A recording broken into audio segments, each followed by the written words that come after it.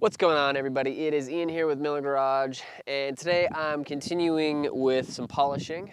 And today I'm going to be discussing doing kind of my intermediate passes. And I've been working to refine my polishing process, and I've really kind of found a good process of things and a good variety of different products and stuff that I'm using to really get the results that I'm looking for.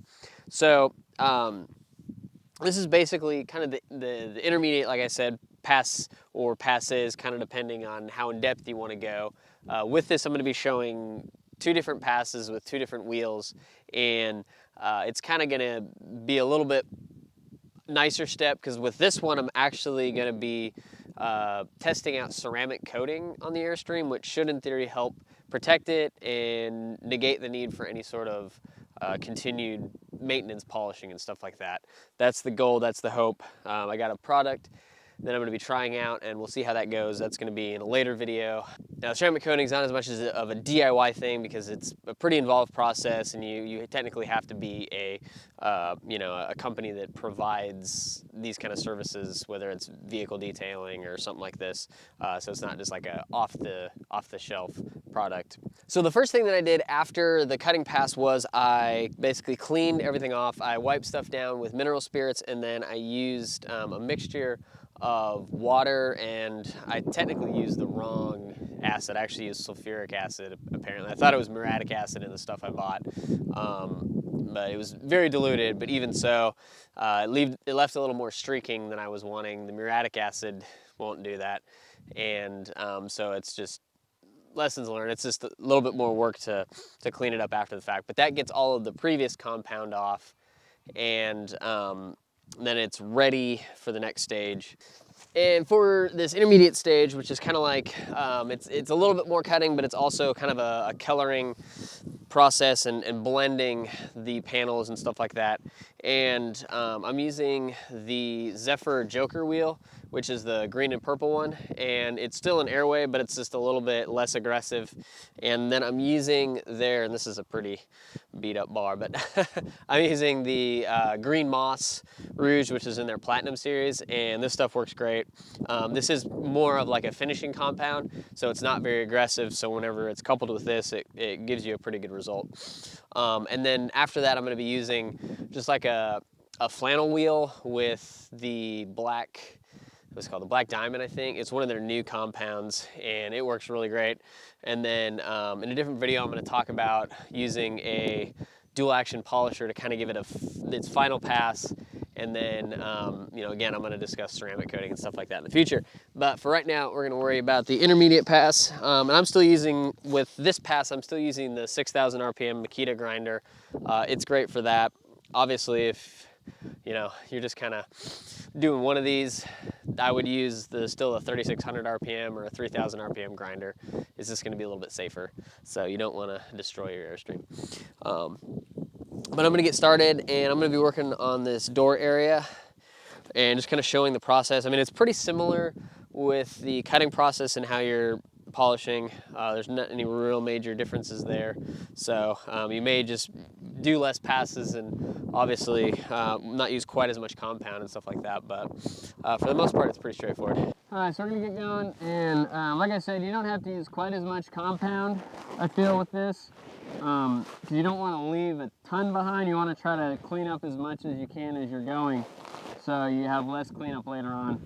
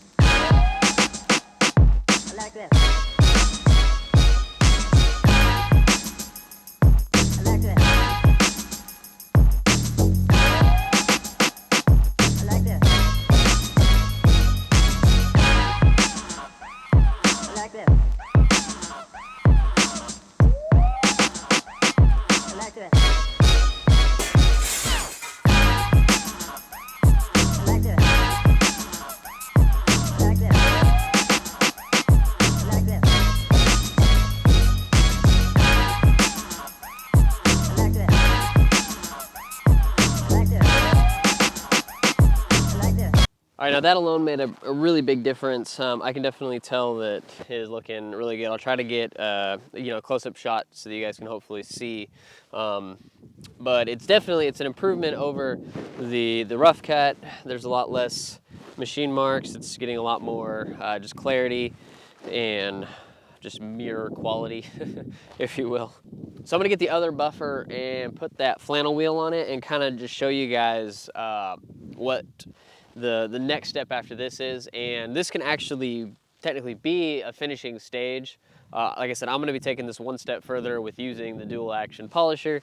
And then the main reason I'm doing that is for the ceramic coating. You know, it does give it a better final finish, but just the loose flannel with a black diamond can, or black chrome, I don't remember which one it's called, but that can produce, you know, results for a finished product ultimately. So we'll show you that, and then in a different video I'll show you kind of the other final finishing process. All right, so I'm gonna wipe it down. Again, mineral spirits and little tip, mineral spirits in a spray bottle is really helpful because you can just kind of spray a little bit on and then wipe it, and it's a lot easier than having to deal with the jug and stuff. So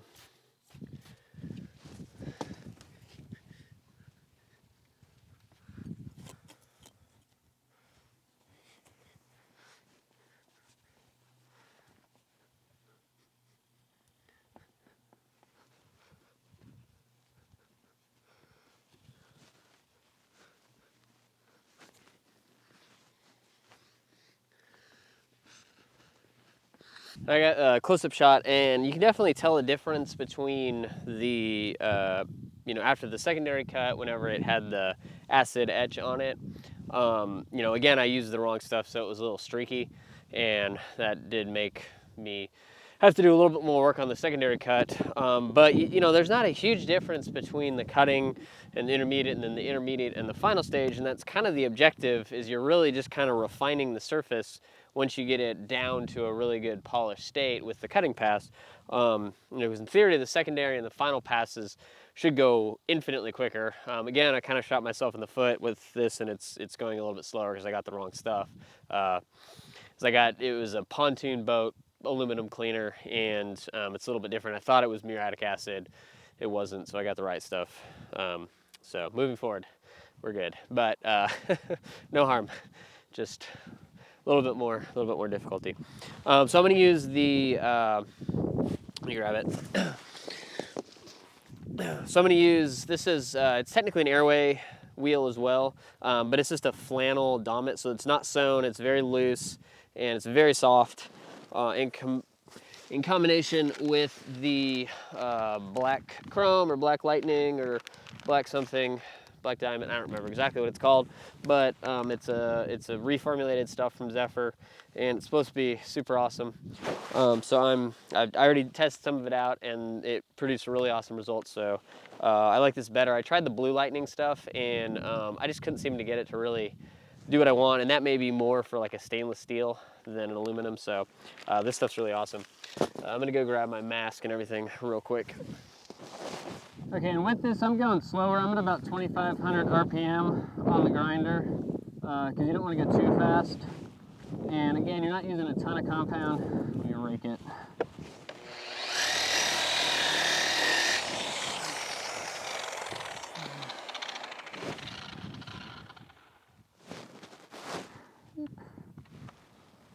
Rip it. Yeah, that'll be fine. So.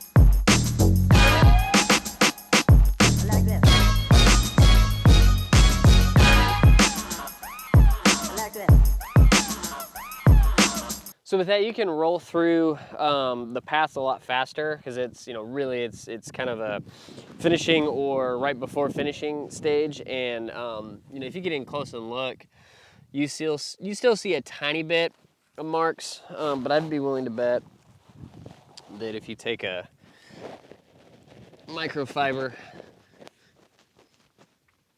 just kind of